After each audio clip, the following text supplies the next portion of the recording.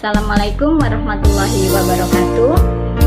Video ini saya buat guna memenuhi tugas UAS di semester 5 pada mata kuliah Komunikasi dan Negosiasi Pendidikan Anak Usia Dini, di mana tugas ini berbentuk sebuah proyek pertanyaan yang harus dijawab dalam bentuk video. Saya Lili Hidayati dari Prodi PAUD 2019 Universitas Pancasakti Bekasi. Sebelum memaparkan jawaban dari 5 buah pertanyaan dari tugas UAS di era pandemik kali ini, ucapan terima kasih yang tak terhingga untuk Ibu dosen Dr. Mumun Mulyati MMPD selaku pengampu mata kuliah ini. Berikut marilah kita simak pemaparan dari pertanyaan yang pertama. Yang pertama, apa yang harus dilakukan jika negosiasi tidak tercapai? Sebelum menjawab apa yang harus dilakukan jika pendidik atau orang tua ketika melakukan atau menemui kegagalan, ketidaktercapaian dalam bernegosiasi pada anak, marilah terlebih dahulu kita memahami makna dari negosiasi. Negosiasi adalah suatu cara untuk mencapai kesepakatan melalui diskusi antara dua belah pihak atau kelompok.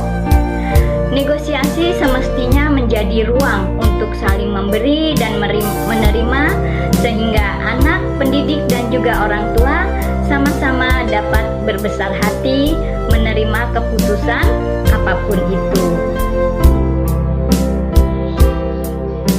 Selanjutnya, jika pemahaman negosiasi telah kita dapatkan, maka langkah-langkah apa yang perlu kita lakukan bila negosiasi tidak tercapai? Langkah yang perlu kita lakukan jika kita mendapati ketidaktercapaian dalam bernegosiasi adalah yang pertama, kita membuat kesepakatan baru. Menurut psikolog Vera Itabiliana Hadijoyo MPSI, ia mengatakan kreatiflah dalam bernegosiasi, jangan terpaku pada satu cara saja. Langkah yang kedua, kemudian lakukan negosiasi bukan emosi atau tidak menjadikan amarah. Sebaiknya hindari berkata penuh emosi, sebab semuanya masih sangat bisa dibicarakan dengan negosiasi. Dari Extremely Good Parent mengulas bahwa negosiasi dengan anak perlu dibiasakan karena punya manfaat yang besar. Selanjutnya, jika terjadi ketidaktercapaian dalam bernego, yakni beri anak pilihan. Memberi pilihan kepada anak adalah jalan lain yang bisa ditempuh untuk mencapai mutual agreement ketika bernegosiasi. Yang keempat, kurangi bicara, perbanyak mendengar. Dalam bernegosiasi dengan anak, diam bisa jadi cara terbaik untuk mencapai kesepakatan yang sama-sama. Cara ini juga bisa jadi media belajar bagi anak untuk menyampaikan isi pikiran mereka secara adaptif dan terbuka. Langkah yang kelima, yakni lakukan komunikasi dan samakan tujuan. Sebelum memulai negosiasi, pastikan pendidik atau orang tua dan anak mengidentifikasi dulu permasalahan yang akan dibahas. Yang paling penting, tetapkan tujuan yang akan dicapai di awal. Dengan demikian, negosiasi bisa berjalan dengan lancar. Berikutnya pada soal yang kedua adalah bagaimanakah ciri-ciri negosiasi yang baik dan tidak merujuk pada kepentingan sepihak. Ciri-ciri negosiasi yang baik diantaranya yakni menghasilkan kesepakatan yang saling menguntungkan, di mana orang tua atau anak merasa saling terpenuhi keinginan dan tujuannya. Di sini tidak boleh ada pihak yang merasa tertekan. Yang kemudian harus mengarah pada tujuan praktis, Hasil negosiasi mudah dipahami dan dilakukan oleh anak. Ciri negosiasi yang baik berikutnya harus memprioritaskan kepentingan bersama, hasil negosiasi untuk kepentingan banyak orang. Ciri berikutnya merupakan sarana. Negosiasi adalah sarana untuk mencari penyelesaian perselisihan atau beda pendapat antara dua belah pihak atau kelompok dapat diselesaikan di sini. Pada soal yang ketiga, yakni jelaskan konsep dan bentuk-bentuk gangguan komunikasi. Dan jawabannya adalah pada dasarnya konsep komunikasi meliputi komunikasi verbal dan nonverbal. Komunikasi verbal dilakukan secara lisan dan tulisan. Sedangkan nonverbal dilakukan dengan menggunakan gestur tubuh, misalnya tersenyum, menggelengkan kepala, mengangkat bahu, dan masih banyak lagi. Sedangkan bentuk gangguan komunikasi setidaknya dikenal dengan 3 macam gangguan yang terdapat dalam komunikasi, yaitu yang pertama gangguan fisik. Gangguan fisik merupakan gangguan yang disebabkan oleh adanya suara atau kebisingan lain di sekitar tempat berlangsungnya komunikasi, seperti adanya desingan atau suara radio. Kemudian gangguan psikologis, yaitu gangguan yang disebabkan karena sudah adanya pemikiran lain di kepala si penerima, sehingga membuat penerima seolah tidak setuju atau tidak bisa menyerap dengan baik mengenai pesan yang dikirimkan oleh komunikator. Dan gangguan yang ketiga adalah gangguan semantik. Semantik ini merupakan gangguan yang disebabkan oleh adanya perbedaan makna yang dipahami oleh sumber dan penerima. Melangkah pada soal yang keempat, soal nomor 4, yaitu jelaskan apa saja yang dapat menghambat komunikasi. Melangkah pada soal yang keempat, soal nomor 4, yaitu jelaskan apa saja yang dapat menghambat komunikasi.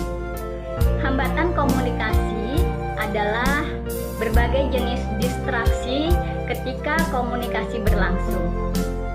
Hambatan ini bisa dikarenakan oleh faktor pribadi, lingkungan, budaya, dan sebagainya. Komunikasi yang efektif bila dilakukan dengan cara 2 arah, yang di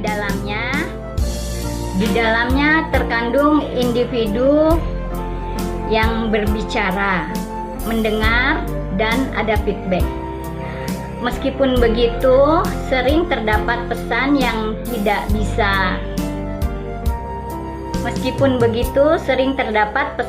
tidak bisa diutarakan dengan baik atau terdapat hambatan dalam melakukan komunikasi. Dan berikut adalah hal-hal yang merupakan hambatan dalam berkomunikasi beserta penjelasannya. Hambatan komunikasi yang pertama yakni hambatan pribadi, di mana hambatan pribadi atau personal merupakan hambatan yang berasal dari ranah afektif seperti perasaan atau mental seorang yang melakukan komunikasi. Rintangan ini bisa berupa perilaku, sikap, prasangka, bias, sifat individu yang terkait, perspektif, emosi, dan sebagainya. Sedangkan hambatan komunikasi berikutnya adalah hambatan fisik. Hambatan fisik ini berhubungan dengan wujud atau tubuh manusia. Individu yang memiliki keterbatasan fisik seperti tunawicara, tunarungu, space delay, dan sebagainya. Berikutnya hambatan komunikasi tentang usia.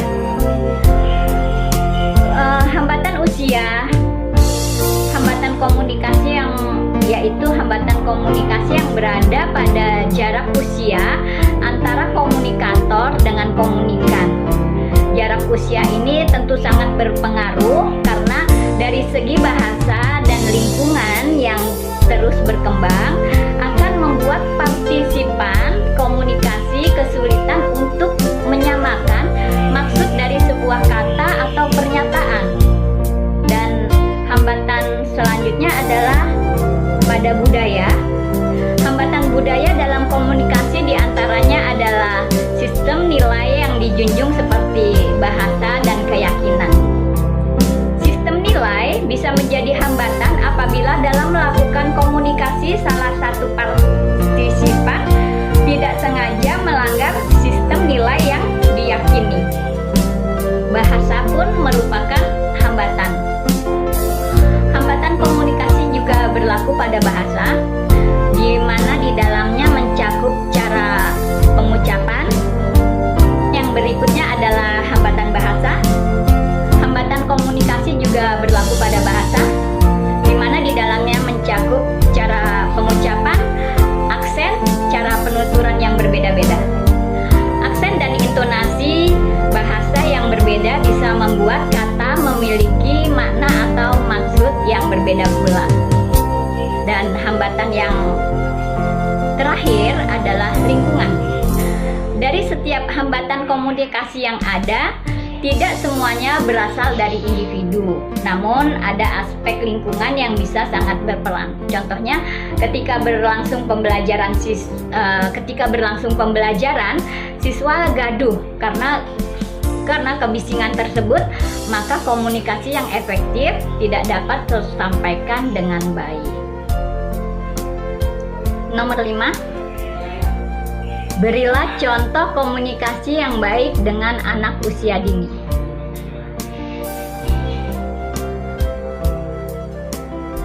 Menurut aktivis pendidikan Najila Shihab, bentuk komunikasi orang tua tentu mempengaruhi perkembangan anak. Lalu bagaimana sebenarnya membangun komunikasi yang efektif?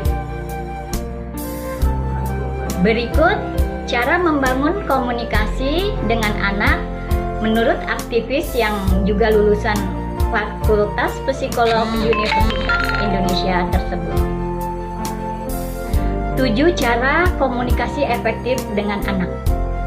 Yang pertama, dengarkan anak. Di sini maksudnya, dengarkanlah terlebih dahulu apapun yang dikatakan anak Anda. Biarkan mereka tahu bahwa orang tua atau pendidik tertarik untuk mengetahui dunia mereka. Yang kedua, berbicara dengan mereka. Tunjukkan rasa penasaran pada anak didik. Apapun yang mereka ceritakan. Hal ini akan melatih anak untuk percaya diri ketika berbicara. Dan yang ketiga adalah berikan waktu untuk merespon. Anak-anak mungkin memerlukan beberapa saat untuk memproses dan memahami apa yang kita katakan. Jadi, berikan mereka waktu untuk merespon perkataan. Yang keempat, siapkan anak untuk dunia yang lebih maju. Artinya di sini kita tidak bisa memaksa anak-anak untuk terlepas dari era teknologi yang serba canggih. Yang kita bisa lakukan adalah menyiapkan mereka. Contohnya, kita dapat menghabiskan waktu luang bersama dengan anak bermain gawai.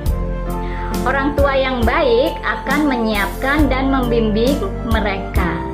Pilihlah gawai yang sesuai untuk anak. Cara yang keenam, yakni dengan berkomunikasilah dengan lebih sederhana dan jelas.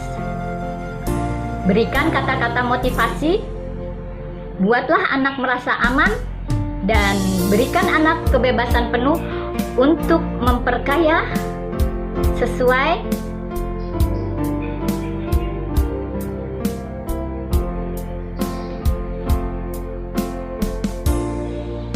dan yang keenam, berkomunikasilah dengan lebih sederhana dan jelas. Berikan kata-kata motivasi, Buatlah anak merasa aman dan berikan anak kebebasan penuh untuk berkarya sesuai keinginan mereka. Teruslah memotivasi apapun hal baik yang mereka lakukan. Dan yang ketujuh, ajaklah anak turut berdiskusi. Ciptakan percakapan yang membuat anak berpikir. Libatkan anak dalam memilih sesuatu, misalnya ketika memilih warna cat kamar anak. Kita bisa tanyakan kepada mereka, "Dek, kamu senang warna apa ya?" Melatih berpikir kritis pada anak bisa dimulai sejak dini dengan hal yang paling sederhana. Hal ini juga membuat anak merasa bahwa pendapatnya sangat diperlukan. Jawaban dan pemaparan tugas UAS di semester 5 pada mata kuliah Komunikasi dan Negosiasi Pendidikan Anak Usia Dini. Kue cubit enak sekali, boleh beli di toko Wan Bani. Mohon pamit dan undur diri, semoga sesuai jawaban ini. Wabillahi taufiq wal hidayah. Wassalamualaikum warahmatullahi wabarakatuh. Thank you.